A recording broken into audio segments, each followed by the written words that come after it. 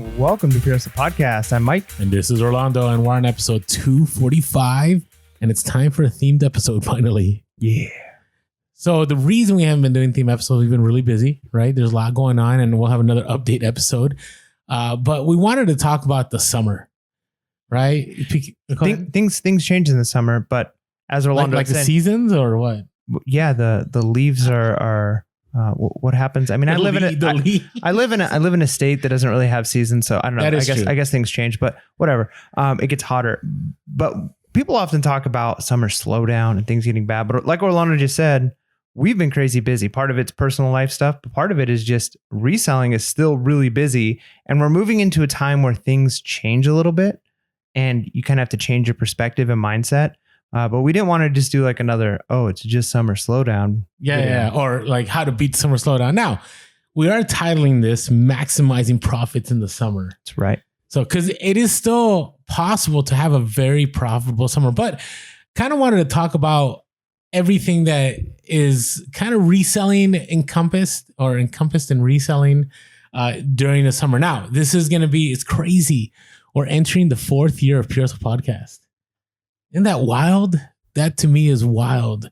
And it's also my 4th year entering into being a full-time reseller, which is wild to me because I remember my first year going, I'm going to end up homeless. Like I'm not going to make enough money. And sure enough, it worked out. So before we start, yes, full-time reselling can actually be done. It just takes a lot of hustle and a lot of work, and it takes time. But what I wanted to talk about was summer because I feel that there's a lot talked about summer, right? Like Mike had said, there's summer slowdown. Then there's, others that are like, hey, just go on vacation. There's no point. Retail is done. And then there's, you just keep doing what you're doing. I think there's a good mix that could be done during the summer. So I just wanted to share our experiences as to what we do during the summer during reselling, because I think it'll bring value. It'll be helpful. And, not every part will relate to you, but maybe a lot of it will. So let's take a look real quick. But before we get started, I did want to say thank you to everyone that showed up for our Zoom, buymeacoffee.com/purehustle. It was a small, I would say it was an intimate session. No, it was great. But it was great. Yeah. Like it was so much value. And we learned more from you guys that showed up than we learned from what we shared. Yeah, no, for sure. So it was an awesome opportunity. I don't know. We're going to call that our coffee sessions. Is that what I just called it on accident? No, but I'm just saying, like, since it's Buy Me a Coffee, this is our, it's coffee time. Coffee sesh. So yeah, it was great. And we're hoping to have more of these. And so if you're a Pure Hustle Podcast, Buy Me a Coffee supporter, check when we mention that we're going to be doing another one, check your Buy messages. Me a Coffee. Yeah. So I think the messages go through there. There may be a way we can send an email out, but I think it defaults to just sending it to your account through Buy Me a Coffee. So we'll be sending more invites and more Zoom links. We'll talk about them ahead of time when they come up. But it was a great opportunity to just, chat with some of our supporters. So again, thank you so much for those of you who go to buymeacoffee.com/purehustle and you support us financially, because it's what's able to keep this going. Like literally it keeps the lights running, it keeps things happening in the studio. Literally it does. Yeah. So, and by the way, it's that membership that gets you into being able to do Zoom calls, and we're calling them virtual meetups. And we're hoping to bring more stuff to the table as, our support grows. So thank you so much. And we're grateful for everyone. We're grateful from the people that just write us great reviews on iTunes to, you buy us a couple coffees because you're like, hey, that was a great episode, or you sign up for that membership. Just grateful for each and every single one of you. So thank you, audience. Yeah. All right. So before we get started, I wanted to talk about summer expectations in reselling. Yeah. What do you think I'm referring to here? Well, I mean, even when I first started reselling, it was the summer. And so I didn't really experience the quote unquote summer slowdown because I was just building my store. And so I had nothing to compare it to. And because I was new, I feel like the algorithm kind of rewards, new accounts in a sense. It does. Yeah, it wants to hook new people. So I didn't really experience the summer slowdown, but people talk about it a lot, and it's something that gets talked about in a way that I think causes a lot of fear and anxiety. And I think it's important to understand that summer slowdown, what people are saying when they're saying that, is in general across, every market that's a retail space market, the total number of sales is less than other times of the year. It's one of the lower times of the year. And part of that, even with reselling on eBay, I think we've got to expect that. We talked in our last episode about eBay reopen, right? Where it's all the different things that are in hot demand right now. But some of the things we talked about in the hot demand are things like, hey, selling beachwear, selling, things for people going back to work. But a lot of people haven't traveled in over a year. A lot of people they haven't been doing the beaches. They haven't been doing all these things. I just saw a news article about that. You know how I talked about myself with Airlines points? Mm-hmm. There was one that said that airlines are now having a major problem because people got so many points during, what just happened over the last year. And so now they're not going to make any money off of that, mm-hmm. right? And so now they're actually dropping the value of those points, right? But again, there's going to be an explosion of traveling. Yeah, but one of the bummers of that, so they're what you have to do is you got to kind of change. You got to move to the expectation of, okay, you can change the things you're buying and selling. However, when people are out at the beach, when people are going to parties, when people are going to barbecues, they're not stuck in their house like a typical winter time where they're not going out and they're just scrolling through their phone buying stuff, or during quarantine where people are stuck in their house. As people begin to go out into the world, there's going to be less time spent buying things. So I think there's going to be not only a dip, but just kind of a dip in what we've been experiencing in COVID sales recently and over the last year. However, that doesn't mean that there's not profit to be made in the summer. And that's really what we want to focus on, is because that expectation can be the summer is just a waste. I'm just not going to try. And you can't have that mindset. So let's go with that a little bit. And the fact that, as we talked about, if you want to check out our last up-to-date episode, we talked about how eBay put out this list of items that people are now looking for in the summer as a result of being able to travel. So they talked about, people are looking for formal wear, right? Because there's a lot of weddings, or there's events happening. They're looking for sandals. They're looking for luggage. They're looking for beach attire. There's a full genre of stuff that they're looking for. And so even though you may hear it across the board, right? And I don't know why this happens, because again, I am counter to all this, and I disagree with summer slowdown. I do think things slow down. I think that does happen, but I also believe it's very much based on what you're selling, right? So if you're trying to sell, certain items in the summer that would sell better during Q4, they probably aren't going to sell as well, right? Now, you also have to remember, like, for example, Sorel boots, right? Sorel are a pair of snow boots. There's a Bellow for you. That's so well, and they still sell well for me in the summer. Why? Because there's places like Australia and other parts of the world that are experiencing winter while we're experiencing summer. So it all depends on what you have. And so the key thing is taking a look at trends, taking a look at, what's coming up. Because here's the thing. A lot of stores, right, they sell things before the season starts, right? And by the time the season begins, let's say summer season, a lot of the summer items that people are looking for are no longer available, right? Because they're already thinking about fall. And so the place they go to is online, right? And so they look at online providers like eBay and Amazon and other platforms, and they start looking for stuff. So the key thing is understanding that, yes, there's still buyers out there. It's just making sure that you have the right items listed at that moment in time. And it maybe, it doesn't hurt to maybe raise the price on a few of those items, because, not just because of inflation, but because there may be greater demand. Now you gotta play that out, right? Because you also don't want to price yourself out of the market. So you got to play it well. Yeah. And kind of along those lines, and I've used this example in a previous episode, so I'll use it again. And this goes for a lot of different niches. And so I don't want to list them all and maybe ruin somebody's strategy. But a common one that I grew up in the desert. And so, all of the people growing around us, we all were desert rats. And in the winter time, everybody rode dirt bikes. You're out riding dirt bikes all the time. That's what we did during the winter. But during the summer, it's way too hot to ride dirt bikes. So all the desert rats became river rats, right? Like everybody just went over to the river. They took boats out. They went jet skiing. And so you would see that during the summertime, if you wanted to buy, used motorcycle stuff, everybody was selling it in the summer because nobody's doing motorcycle stuff. That was the time to get a deal. But if you were a reseller, you either were trying not to sell your stuff that time, or you were going to be selling it for dirt cheap because people just aren't buying it then. And those same people, they think about the way people switch, right? Like, so that's a good example. You got the desert rat, river rat, right? Like the same people are doing both things different times of the year. And so you've got to look at during the summertime might be a time where you have to say, hey, maybe the niche that I'm in, it drops. But what are the people, if that niche drops during that time, all those people probably have a couple of other things that they do at the same time, right? Is it the beach? Is it something else? Is it certain clothing they wear? So what is the season and how can you jump in? So if you know your audience well, or if you know your clientele well, who's buying what, you can switch what you're sourcing in order to still meet the demands of those individuals who are already frequenting your store. Now, along those lines, I will say something controversial. And I do believe that the summer slowdown is a myth completely. And I think it's more of a myth now than it was a year ago. And this is why.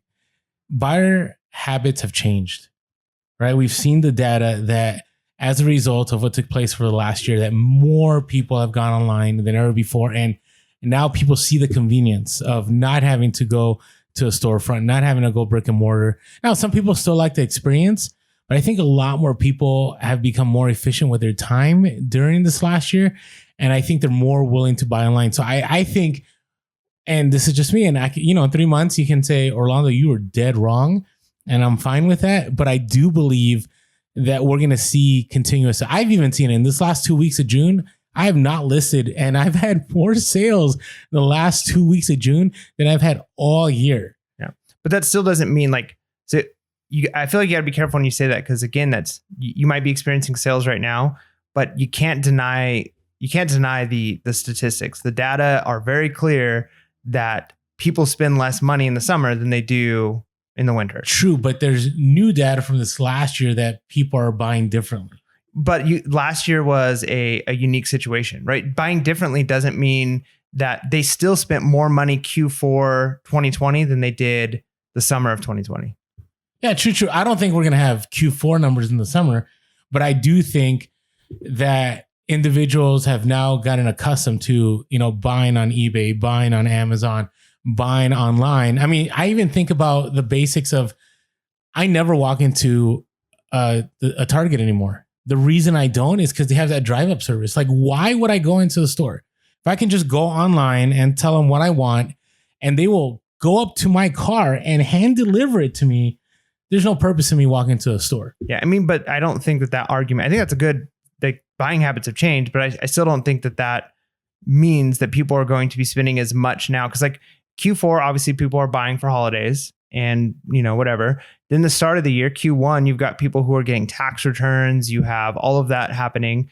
And then you get into the summer, and it's like, one thing that I've learned is people in general, it's not, of course, everyone, but if you live in a place where it gets really hot, people eat less in the summertime, because when you're really hot, people tend to drink more water and they're not as hungry.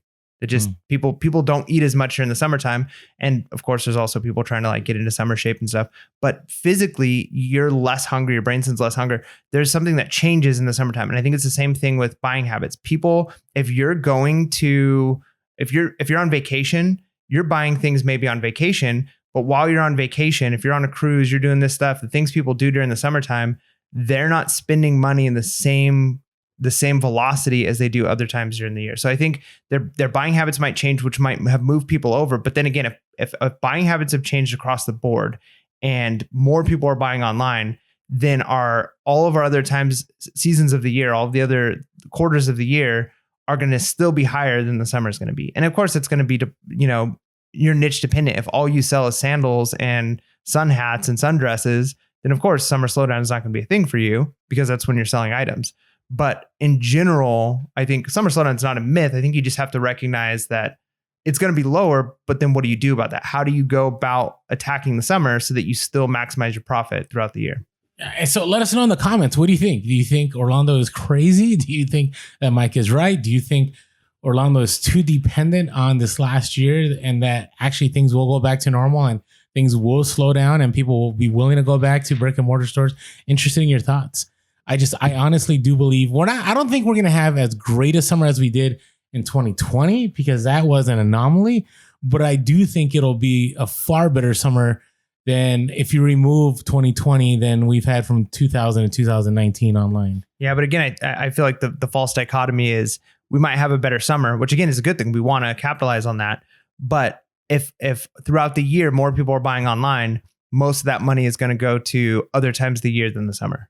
So comparatively, the summer is still going to be purchasing wise a little slower.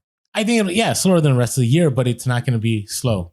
Yeah. That's my argument. Like, I don't believe that it's going to be a time of slowdown. Now, we will talk about stuff if things do slow down and what to do. Now, the other thing you got to be fully aware of, and I have to be aware of myself, is that when things slow down, sometimes it's my fault, right? I'm traveling, I'm on vacation, I haven't been listing, and so you may go like, I haven't had a lot of sales, but it's always good to take an inventory of like, what did you do the last 2 weeks? Like, were you sourcing? Were you listing? Were you taking offers?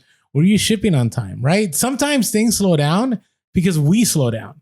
Like, we decided to take a road trip or fly to another state or travel the world, whatever you decide to do. I don't know. What are your thoughts on that? Do you think sometimes we miss that? Like, we forget that like things aren't happening. It's because we're just not putting in the work. I'm sure that's certainly part of it. Part of it's routines, right? If you've got kids at home and maybe they go to a public school, and while they're at school, maybe you get home or, they leave before you do, who knows, whatever the situation is, you're in a routine. And so the times you list, the times you source, the times you're taking pictures could change. All of a sudden in the summer, they're there. And so now your routines get messed up. And the other thing is, a lot of times my wife and I recognize like, hey, this is a slow time. Like, things aren't going to be as hot and popping right now. And so this is the time that we are going to change, because we could put in 50% more effort and be making the same amount, or we could do the same amount of effort and be making less, or we could take it a little bit easy, make a little bit less even, but just knowing that it would take a lot more effort to make the same amount of income over the summer. So we might as well take this time to focus on other aspects of our business or businesses that we run, and maybe say, hey, this is the time. Maybe we work really hard the rest of the year so that we can slow down a little bit during summer slowdown. But definitely your habits are going to play a role in that too. I mean, if your inventory is in your house, right? You might be in a state in California, for instance. You kind of have to decide whether you want to eat groceries, like get groceries that month, or run your air conditioning. Sometimes AC is expensive. So when you're hot and you don't want to be listing and packing and all those things, you definitely might slow down just because it's just not comfortable and convenient to do those things. Or if you're going outside or you're going to sheds and you're going to storage units, it might be a lot easier in the winter than it is in the summer. So our habits definitely change, which plays a role in that. But it kind of is maybe a good thing if you are going to slow down, that you slow down when everybody else does. You probably don't want to slow down Q4. True. So I just throw that out there because I've noticed myself that there's times where I'm like, wow, like things have really slowed down. But I start taking inventory. You mentioned school, right? When my kids are in school, I have a lot more time. But now that they're home, right, that takes up more of my time. So maybe I'm not sourcing as much. Maybe I'm not listing as much and so on. So just, it's a good time to be, spend some self-reflection and go, okay, why are sales slow? Is it just because things are slow, or is it because I've slowed down myself? All right. Hey, before we get moving on to our next section, I want to talk about, which is during the lull. Like, what do you do when things slow down? I want to talk about American Bobo Boy because they have not slowed down their shipping. Their shipping is still amazing. I see it all the time on Instagram. People are posting and tagging us. Hey, tag us when you buy from American Bobo Boy because, you heard it on my previous podcast or on Instagram, just so we know that, hey, we were able to, just affect the sale that is going to help you out, helps us out, and helps American Bobo Boy out. But they're shipping next day shipping, 2-day shipping, local pickup. I mean, it is quick and efficient. And so if you haven't had a chance yet, check out American Bobo Boy. Link is below in our description. Thank you to all of you that are purchasing through them. The owner, Joel, I was just talking to him a few days ago, and he was talking about how awesome Purist Podcast listeners are because you guys make an effort to tag us, to let them know it's because of us. And I really, really want to say thank you and appreciate all of you. So again, AmericanBoboBoy.com, and don't miss out on that awesome packing material from their website. Yeah, link in the description. Yes. All right. Let's talk about during the lull. Yeah, this is where the mindset shift comes. You got to kind of change your paradigm. We talked already, like if you're going to slow down, maybe the summer is the time to slow down. But I think the better way of doing this is, and we kind of talked about this a little bit during our coffee session, is you kind of have to look at your business the way a business would look at a business, right? A company like Target, and of course, we're not a multi-billion-dollar industry, or we're an industry that big, but as a seller, we're not. So how do we run our business in a similar way that any brick and mortar or any big business would run? Well, they typically do yearly budgets, right? They have an understanding of here's what we anticipate to make, in the year, and then they do quarterly reports. However, it's the year thing they're trying to make, right? Like this year, how much money did Google make in 2019? How much money did Target make in 2020? These are the numbers they're looking at. They're looking at big years. And then as they look at data, they might break it down into months. But when you recognize that you're going to have some months where the sales are really high, but maybe during those months, sourcing, getting inventory, listing, all of those things, you might not have time for because you're just like constantly shipping out the inventory that's selling that you already have. So you kind of have to have a shift in your mindset of, if I'm running my business on a yearly basis instead of like week to week, which is not where you want to be. You might want to look and say, I need to make X amount each month in order to make things work. But let's say, to make it simple, if you say, I need to make $500 a month as a side hustle to make reselling worth it. Okay. There might be times in the summer where you're bringing in $250, but then there might be times during Q4 where you're bringing in $1,200, $1,500.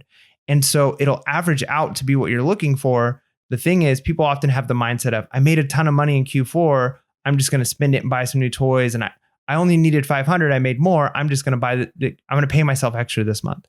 Instead of thinking this is to cover for the summer that was a little bit slower. And so once you have that mindset shift, then the summer doesn't become so much of a concern of how much money is coming in and inventory is going out, but how can I utilize this time to make sure that when things really pick up, when things start to ramp up moving into Q4, that I'm prepared? Do I have the inventory I need? Do I have the organizational systems that I need? Do I have I got a lot of stuff listed? Do I have all of these things? Maybe this is the time to get your books in order, right? To get caught up on your books, to make everything so tax time is a little bit easier. So you've got to use your mindset of, I'm a business operating on a yearly basis instead of a week by week. I'm just trying to survive. I think that's a great way to see it. So I have actually thought about that too, because, things do at times slow down in the summer, right? And so... No, that's a myth. No, it is a myth. I would say, for me, they do slow down in the sense that there's a couple weeks where it's like, it's not that great, but you're always like, hey, later on in the summer, it'll catch up, and definitely Q4 ends up being that catch up time. Now, what do you do on the practical level, right? So for me, I like to spend the time to organize. Like right now, I'm doing a ton of organization. I have my helper, and so I've been dropping off totes. She's going through all the totes, making sure everything has a custom SKU label. And I'm finding a lot of missing inventory in my listings. Have you had that happen? A couple of times, not too bad. I mean, it's pretty bad right now. I would say probably, I have close to 2,500 items in my store. I would say probably 50 to 100 items. Wow. Like that just weren't on eBay's. And I don't know what happened now. Were you sure they were listed? They were listed 100%. I remember creating the listings, and some people had said it's because there's no item specifics and that they dropped them. Others have said it's because the algorithm, that after time things don't sell, things get dropped.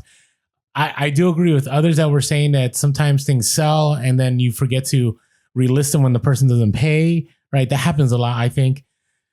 Whatever the reason is, spend the time to organize. Like if you started reselling, all right, this past year, okay, and sales were high, and now you went from 1 tote to 5 totes, or maybe 10 or 20, or you have a closet, or you have a room full of stuff and it's not organized, use this time, right? Because when things heat up in Q4 is not the time you want to be organizing. I promise you. And it's not the time you want to lose items and be spending an hour or two trying to find that item, because you're going to be missing on profit, especially if you're trying to do some retail arbitrage or you're trying to ship items out on time.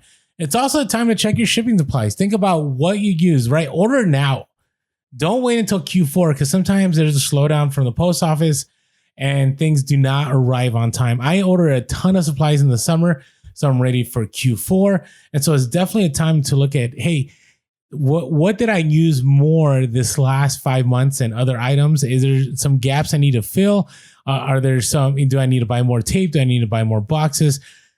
Maybe I need to get a larger light box. Okay. Or maybe I need to get a smaller light box, or maybe I need to get, I just purchased now 3 Z-Racks so I can have easier access to my jackets and coats. And so this is a time to make all those scenarios happen, because you don't want to be dealing with that stuff in a few months.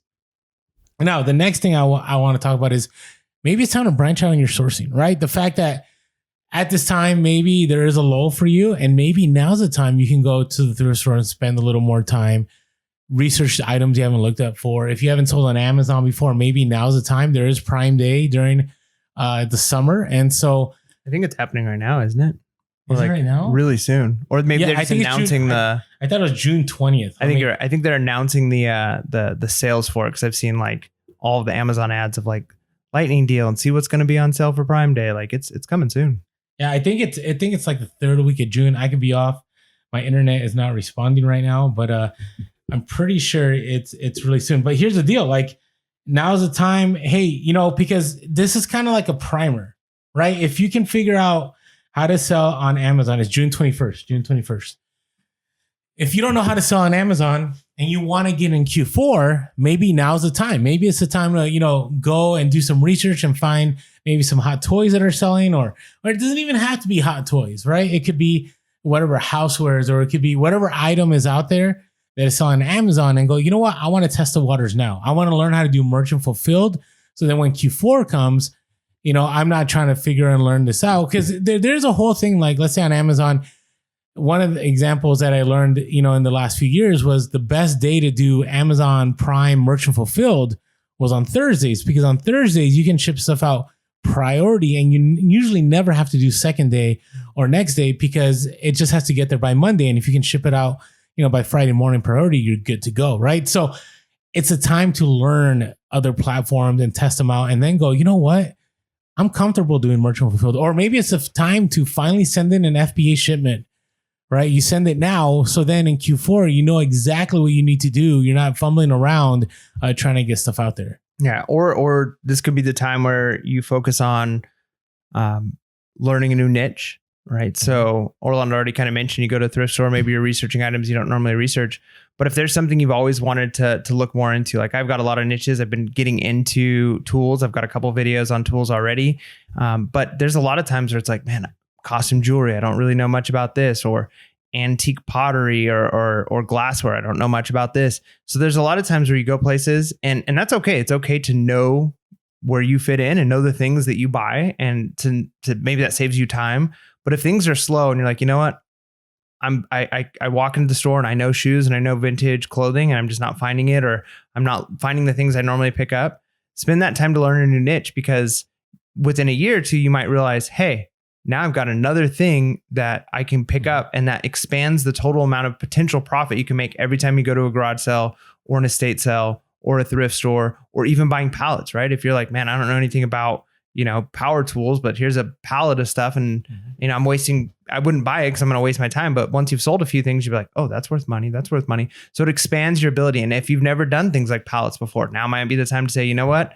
I normally spend, $500 a month on inventory, and I've only spent $100. So, I'm going to try and find a maybe not a whole pallet, but a box of some returns or something for a few $100. And that's how I'm going to source this month, and do something new, do something you haven't tried before. And you might say, this is definitely not for me. Or you might say, this is it. This is my new jam. Yeah. And the same thing goes with retail arbitrage. You've never done retail arbitrage.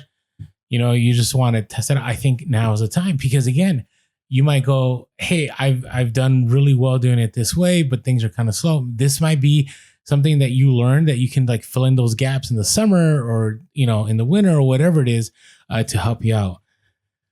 Now, this one gets tough, because this all depends on your capital, how much you're able to spend, your storage space. But I do a lot of sourcing for Q4 in the summer. I start in the summer. I don't start in June. I usually start late July into August.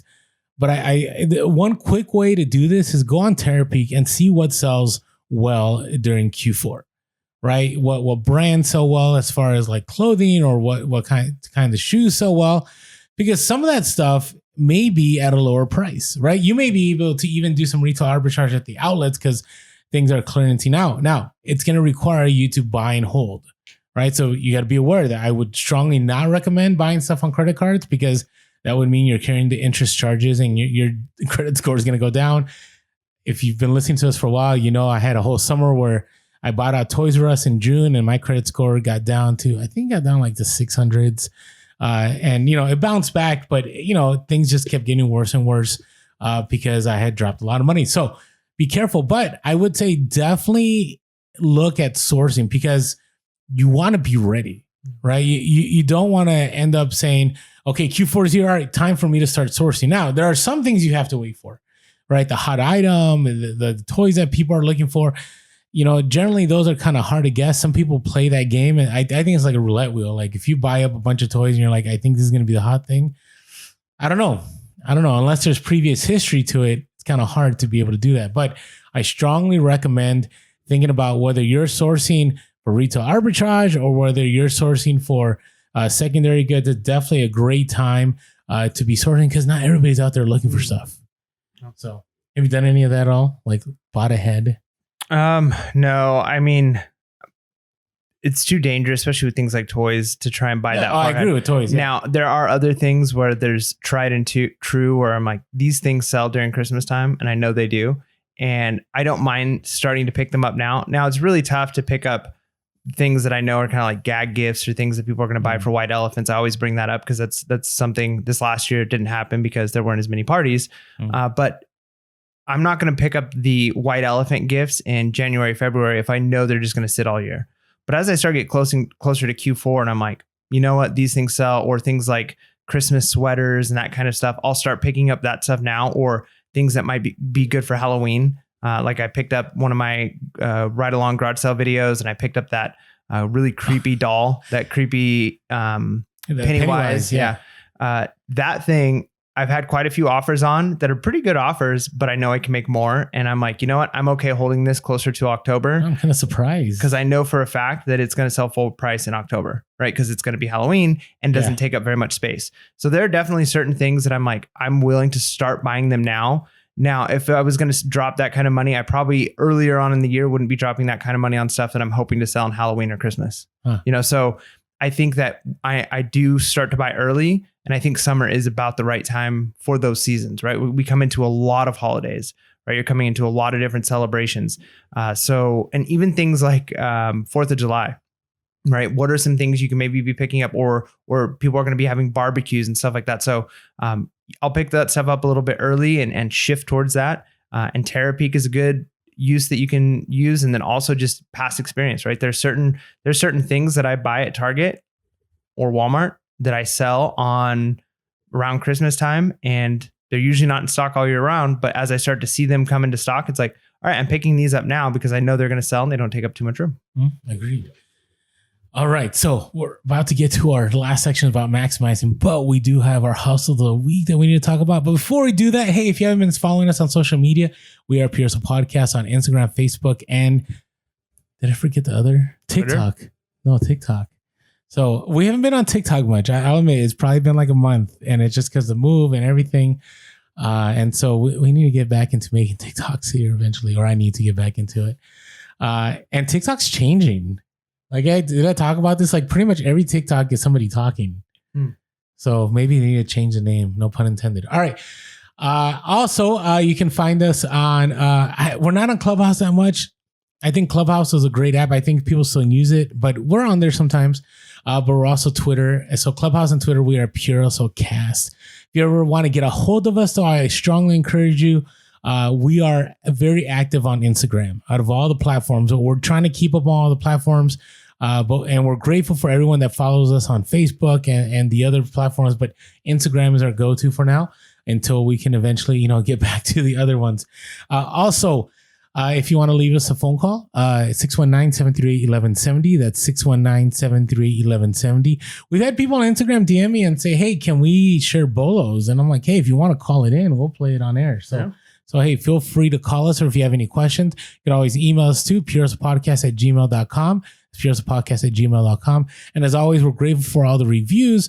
I think we're over 450 or pretty close to 450 reviews on iTunes. They greatly help us. If you haven't had a chance yet, please head on over. If this podcast has impacted you in a good way, leave us a positive review. Yeah, and even just a little note. I mean, all you can say is, do it for the algorithm or whatever it is, just something. It would be great.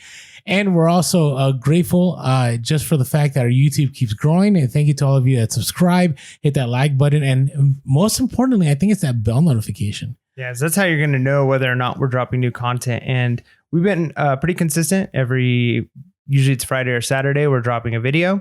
Wednesday, our episodes drop and they're on YouTube also. So if you're listening to this on podcast and you want to see our domes, you can do that. And then, on Mondays. That's right. And on Mondays, we drop a mix of things. So sometimes it's like a short 15-minute like theme episode, kind of like this, but very short and focused.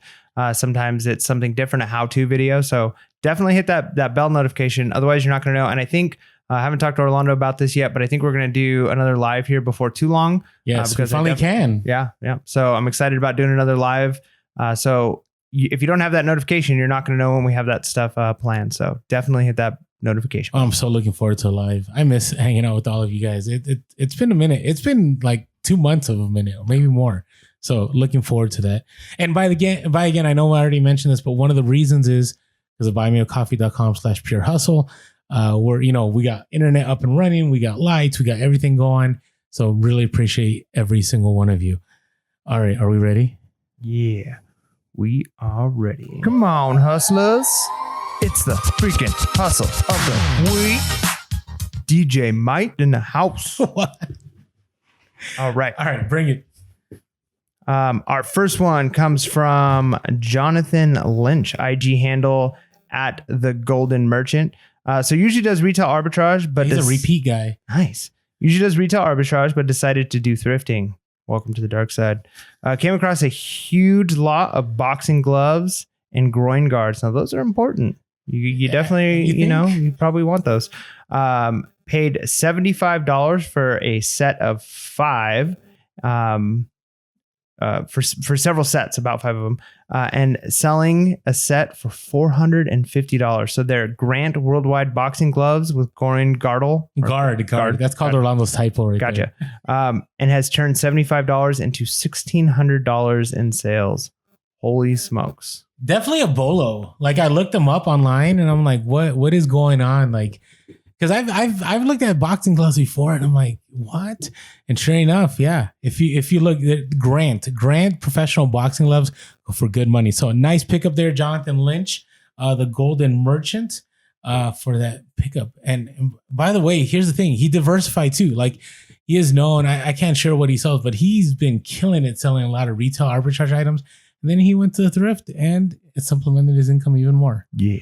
So, all right, this next one is another repeat guy, John Ford Bennett, IG handle @FordBenz, and went to the store that shall not be named. I think all of our ones are thrift stores here. Nice. So I went to the store that shall not be named and came across a vintage single stitch t-shirt on a rack for $10.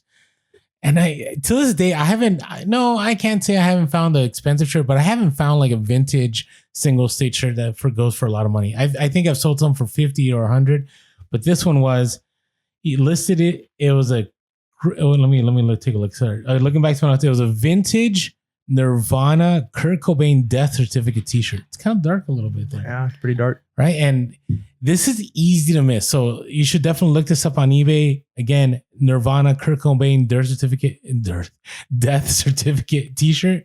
Remember, paid $10 and he sold it for $275 free ship.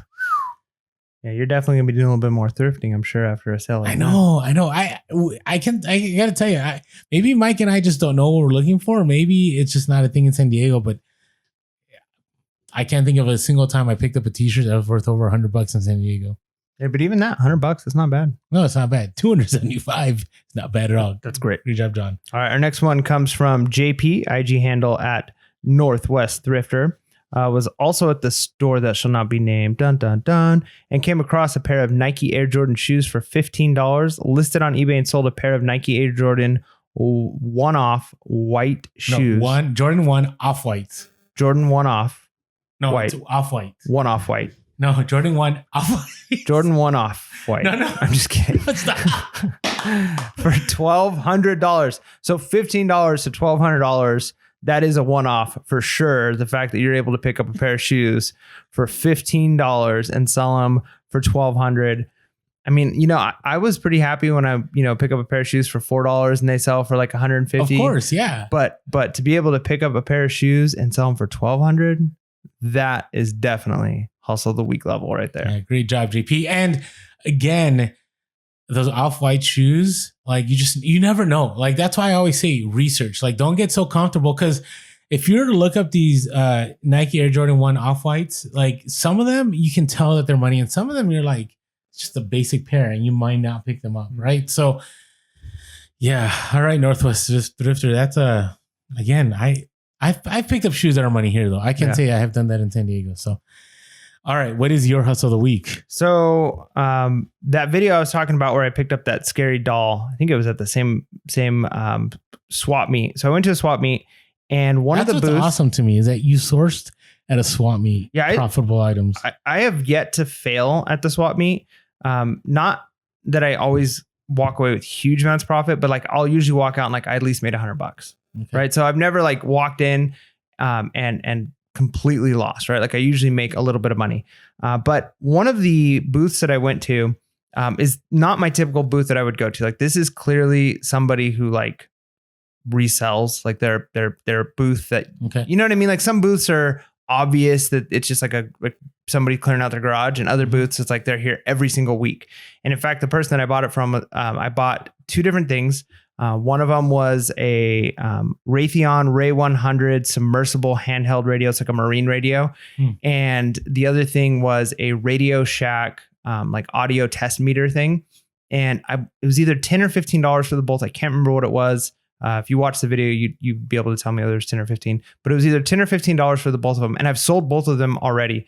And during the conversation, the person was like, yeah, usually whenever we get any radio stuff, there's another guy who has a booth that's here every week, and he walks by in the morning, and anything radio we have, he just buys it. He goes, but he's not here this week. So they sold me this stuff, and they both sold within a week of listing for about $40 to $50 each. This one that I most recently sold was $42 plus $8.99 shipping.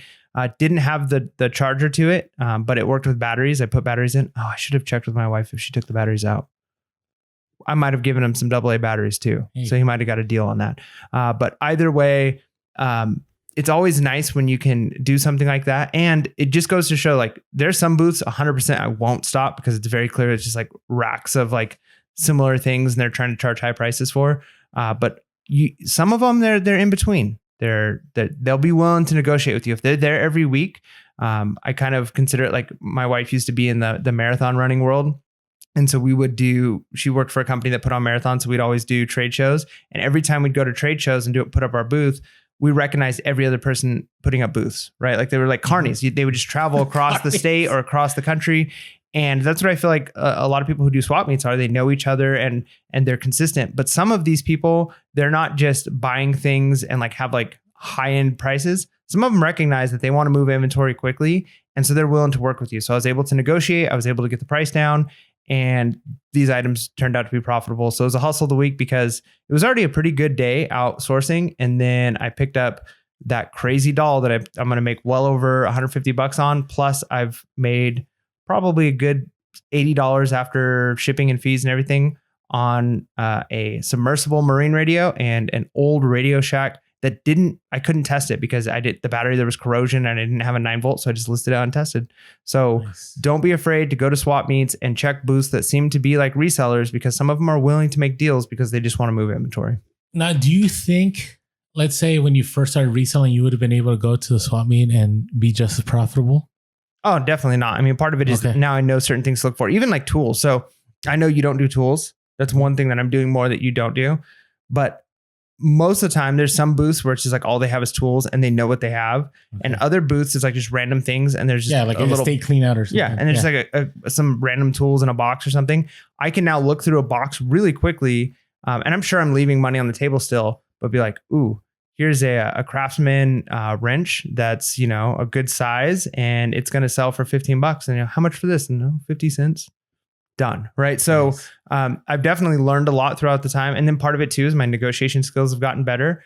And I'm not afraid of people telling me no. Like I'll look at something, and if they don't give me a good price, I'll move on. Whereas before I'd be like so stuck on, I want to make this deal work, so I've definitely grown a lot in that sense. But the swap meet, if you don't do those, or maybe flea market is what they're called in your area, but they're definitely worth checking out because one, it's a cool community. Like I said, like I hope I didn't offend anybody by saying carnies, but there's people, they travel. A lot of times they'll do multiple, like on one day they're at one swap meet and the next day they're at another swap meet, and they set up their booths, and they know each other very well. And once you've gone several times, they start to get to know you. I mean, there's some people that I buy from almost every time I go. They've got different stuff. What do you have this week? And they know the things I look for, and like, I've got, I found another board game. Yeah. So it definitely helps. And hustle of the week.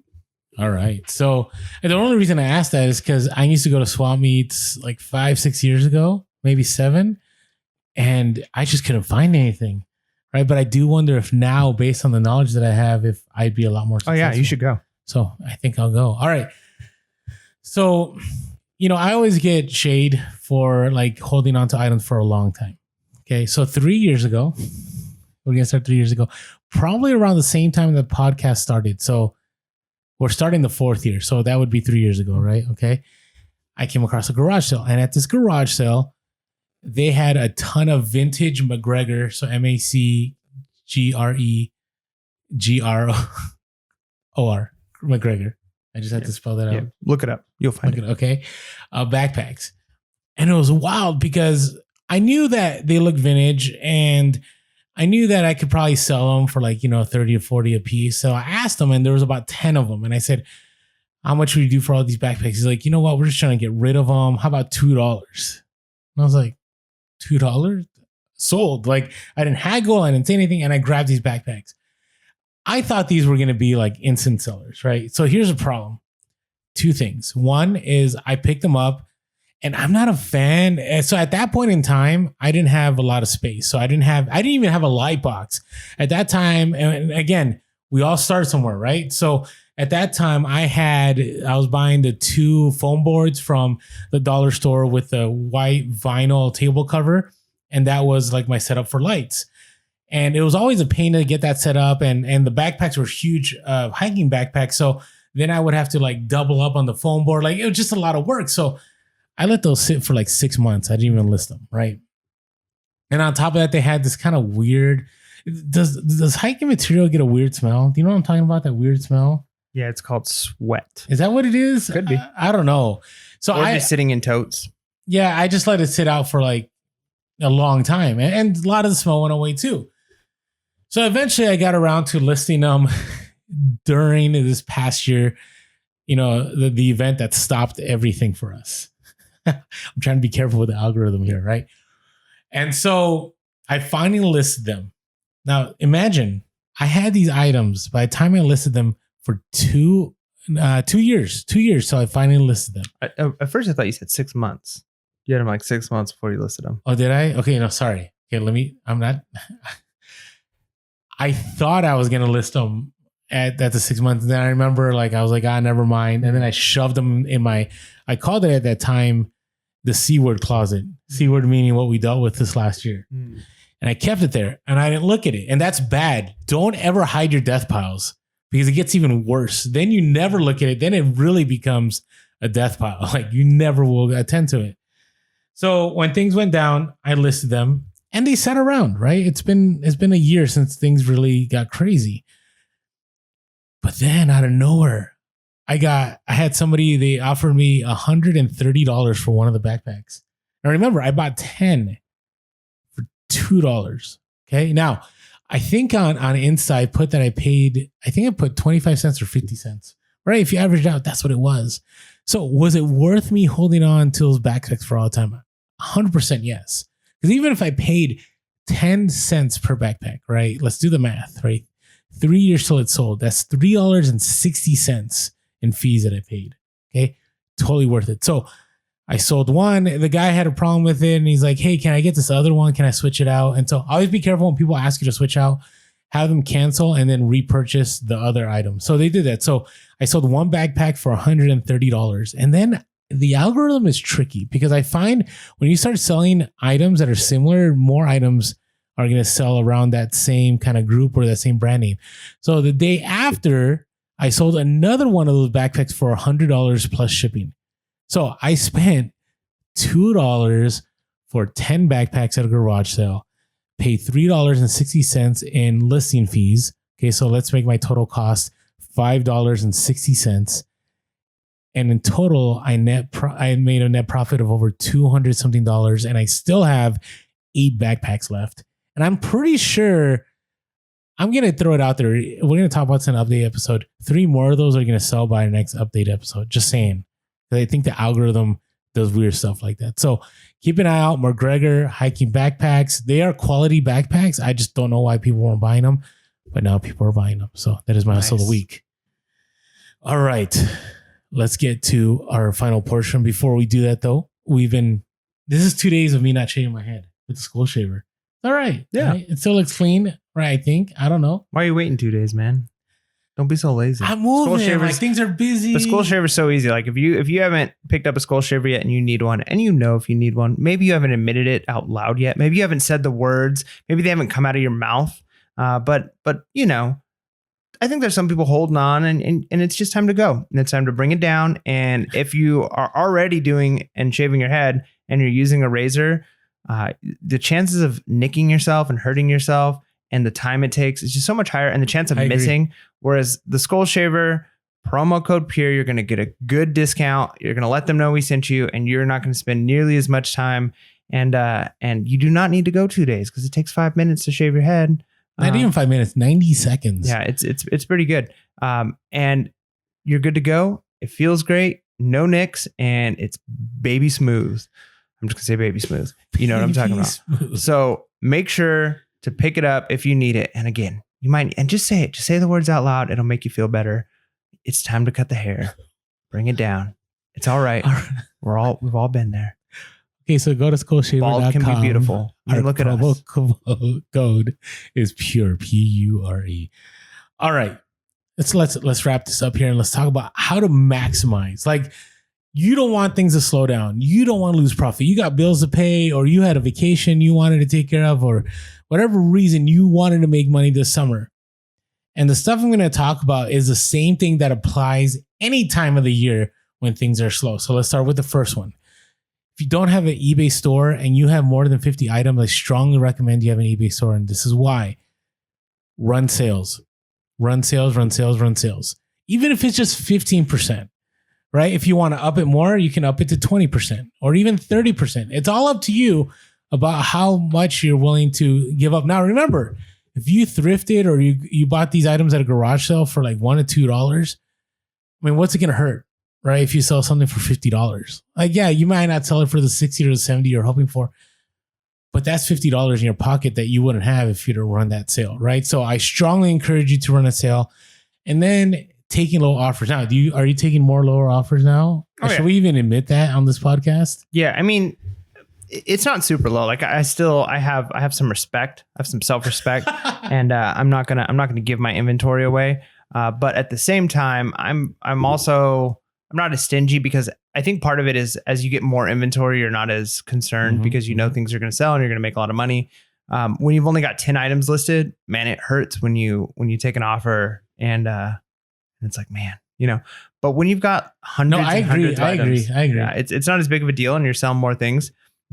And again, like you said, sometimes it just comes down to, it's better just to move items. And there's the argument definitely to be made. If you can't source, like if you're at a place where you're not able to source enough inventory, it's really hard for you to find good inventory. You might need to hold on. You might need to wait till you get full price.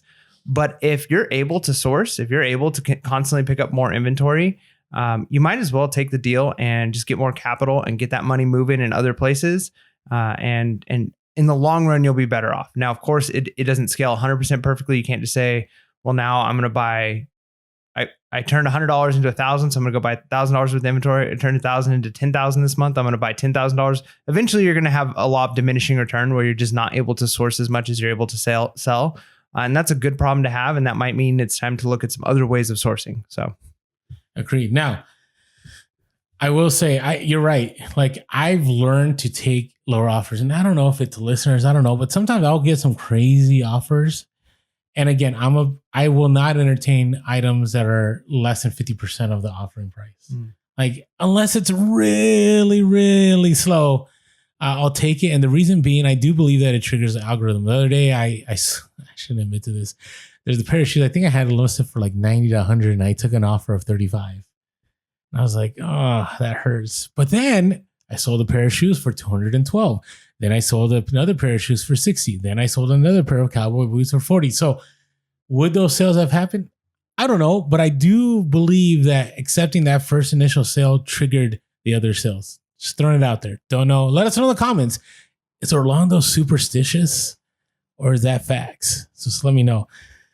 Now, the other thing, we share this a lot. To me, it's eBay likes seeing you be active. So a couple ways to do this, right? And we'll talk about the ultimate way. One is send offers. I just saw an Instagram post by Thriftzilla where he always sends offers when they pop up. And I used to be about sending offers early in the morning or late at night. Now I send them whenever they show up. And this is why. Because we've talked about how eBay has it that you can send an offer to someone if they are heavily browsing your item within 15 minutes. And so, Thriftzilla had posted on Instagram how somebody would just look, it said in their messages, hey, I was just looking at this item and then I saw that you sent an offer. Would you be willing to take this amount of money? Right. So that person may have just been looking and would have just closed their phone and gone about their business. But the fact that at that point in time, they were sent an offer ended up converting to a sale. So be active in sending your offers. Whenever they come up, I send them all day long. Now I am a full-time guy, so obviously I need those sales to happen, but I strongly recommend if something comes up, just send it. Have a template ready. Have a template so you don't have to spend too much time writing and you're ready to go. And the other one is listing. Now, do you believe listing? This is the ultimate one. Do you believe listing is the way to make more sales? It is in a lot of ways. And whether or not it impacts the algorithm, I think it doesn't matter. I think maybe it does. And if it does, you're going to get the benefit of that.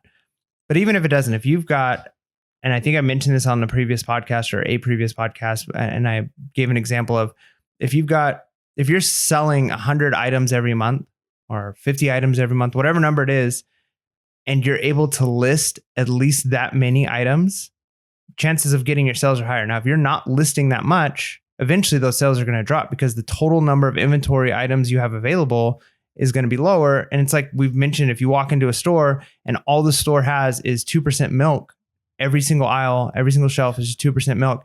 At least it's not skim milk. Yeah, which is just water lying about being milk. Thank you, Ron Swanson. Yeah. I just saw that episode. Did you? Yeah. Unless that's what you're looking for, you're not going to buy anything. If you walk in a store and they've got a variety of things, you're not going to buy everything in the store, but you're going to buy a few things, right? Because it's the things you're looking for. And it's the same thing. If you're listing enough items, the chances of a buyer out there looking for one of those items is higher than if you don't list it because they can't find it. So even if their algorithm doesn't play a role, which it most likely does because eBay wants to suck sellers in and get you so deep into eBay you can never leave. I think there's some truth to that. Yeah, but even if the algorithm, even if they return whatever algorithm system in that sense that they have off, just listing is going to increase the probability of finding buyers no matter what. So you're definitely going to be better off listing. That's 100% going to help you regardless of whether or not there's an algorithm that says, hey, Mike hasn't listed in 3 days. Let's punish him. Or, Mike listed a whole bunch the last couple of days. Let's help get him some sales so he sticks around. I don't know. Yeah, well, I do think there's a direct correlation. I do believe that, I see your point with the inventory because I can tell you, like during my move, I didn't list for weeks and I still was selling, but that's because I had a large enough inventory, like you said, and I had quality items, right? My sourcing has improved. And so I kind of know what will sell regardless of the time of year. That I actually have a lot of repeat buyers that whenever I post something, they're willing to make a deal. So there's that component. There's also the other component of, if you're listing, you are maybe in the summer, right? You're still not going to get those sales. Like you said, maybe regardless of what you do. But hey, guess what? In Q4, think about how many items you're going to have ready to go. Right. So you had mentioned earlier in the podcast that maybe Q4 makes up for the money that you lose during the summer. You got to look at it that way. Like I remember there was 2 summers where I thought there was going to be a summer slowdown and I listed like there was no tomorrow. We're talking about, several hundred a week and it came through. Like I never experienced a summer slowdown. And then during Q4, I had a bunch more items in my inventory to sell. So list. To me, that's the number one thing you can do. Now, you have to list items that sell too. So let's add that little asterisk to it because if you list a bunch of junk, it doesn't matter how much you list. That's right. Okay. Now, this last one's going to be unpopular or maybe there's more of an ROI in spending time with friends and family than in making money. And I don't know if everybody agrees with me. But hey, if things are slowing down and things are slow, take that time with your family. Yeah. And even if you don't have family, because I mean, obviously I'm a family man. But if you're not, let's just say you're on your own, but you got hobbies and you spend all your time working. There are some people that literally is the life-giving thing, right? Mm-hmm, like that is their hobby. That's what gives them enjoyment. So that's you. Then that's how you're going to enjoy any kind of, you'd enjoy that more than a break. But most people, you need to recharge a little bit. And so even if you're like, you know what, I want to spend a couple days just playing video games, laying out on the beach by myself, whatever it is, even if you're on your own and you don't have family, sometimes that recharge can bring you back like 10 times the level you were before, right? It's like working out. I think the idea of overtraining a lot of times is more of a myth than people realize. It takes a lot to technically overtrain. But even there, like there's a place for taking time off, taking a couple of days off, deloading, right? Like if you're working out with heavy weights, you go a week or two where you lower the weights and you kind of give your body a break and your mind needs that break. And so having some time where you say, you know what, if sales are going to be slow, maybe I'm going to work just as hard as normal, or maybe take it down a couple of notches, and I'm not going to kill myself to make the same amount, knowing that I'll just make it up in Q4. And I'm going to rest now because I know I'm not going to get this rest in Q4. And so take a Sabbath, take some time to relax, spend some time with family, spend some time with friends, and enjoy your hard-earned money, because the goal is not who can have the biggest bank account when you die. Because if you didn't enjoy some of that money, if you didn't enjoy some of the freedom that money offers, what's the point? Agreed. And again, you can get easily burned out, right? You can be working. You're not seeing sales come through. And then you're like, I can't take this anymore. And sometimes just taking that break and spending that time off allows you to feel refreshed and go in, late July, August, and prep for Q4. So I'm a big advocate of, realizing your profits earlier than later. Again, when you're starting off, I think I would say 90% of or 99% of the money you make from reselling should go back into reselling. But we've also read The Richest Man in Babylon, right? Where you got to pay yourself first, but you also, there is the ability that if you have a little bit extra, right? Why not spend that time when things are slow anyways? And because again, you can always make more money, but you can't always make up that time with family and with friends. So hopefully this episode allowed you to maximize your profits in the summer, all the way from, hey, what to expect, what to do on the low, and just how to maximize things to ensure that things don't slow down. And with that being said, make sure to be real, be relevant, and be reselling. Peace.